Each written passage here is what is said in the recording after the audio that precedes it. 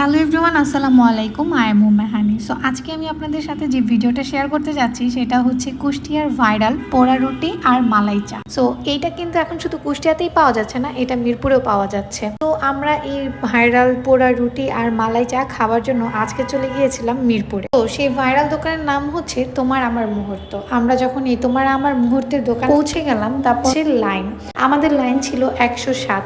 ভাবা যায় একটা চা আর পোড়া রুটি খাওয়ার জন্য আমাদের লাইনে দাঁড়াতে হয়েছিল 107 নম্বর লাইন। তো আপনারা যারা যাবেন তারা অবশ্যই টাইম নিয়ে যাবেন, যেন আপনারা এই টাইমটা দিতে পারেন।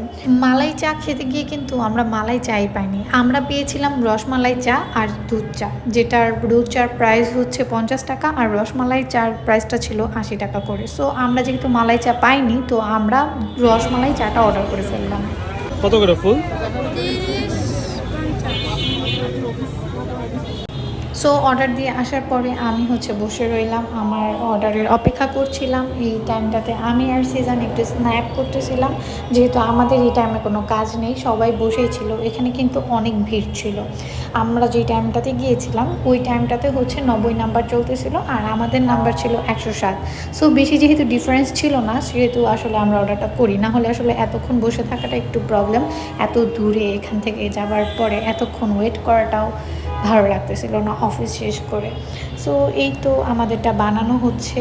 এইটা বানানোর প্রসেসটা হচ্ছে বানটার উপরে ড্যানিশ আর চিনি দিয়ে তারপরে এটাকে রুটিটাকে পোড়ানো হয় সুন্দর করে। তারপরে মালাই চাটা পুরোই ডিফারেন্ট। আর নর্মালি আমার কাছে রসমালাইয়ের দুধের চা যেটা ছিল সেটা আমার কাছে খেয়ে মনে হয়েছিল যে এইটাতে জাস্ট দুধ চা নিলেই হতো। এইটার সাথে এক্সট্রা মিষ্টি অ্যাড করা ছিল। যাই হোক, একটা নতুন এক্সপিরিয়েন্স আমরা আপনাদের সাথে শেয়ার করলাম। যারা এত দূরে মিরপুরে এই চা খেতে যাবার জন্য চিন্তা করতেছেন তাদেরকে আমি আগেই বলবো, এটার টেস্ট কিন্তু একদমই এভারেজ ছিল। একটা নতুন কিছু ট্রাই করার জন্য আপনারা এটা অবশ্যই ট্রাই করতে পারেন, ফর মাই সাজেশন। সো এখন সিজন এইখানের যে লেখাটা সেটা বলার ট্রাই করতেছে, বাট ও বলতে পারতেছিল নাকি সেটা দেখেন। আবহাওয়া যেমনই হোক কিংবা বই, আবহাওয়া অনুকূলে হোক কিংবা বই, আমার সাথে সময় কাটানোর জন্য এক মুহূর্ত তুমি তৈরি। সো এখানের যে লেখাটা সেটা সিজন বলার ট্রাই করেছে, কিন্তু ওর কথাটা কিন্তু ভুল হয়েছে দুইবারই। সো এটা ওর ফাইনাল টাস্ক।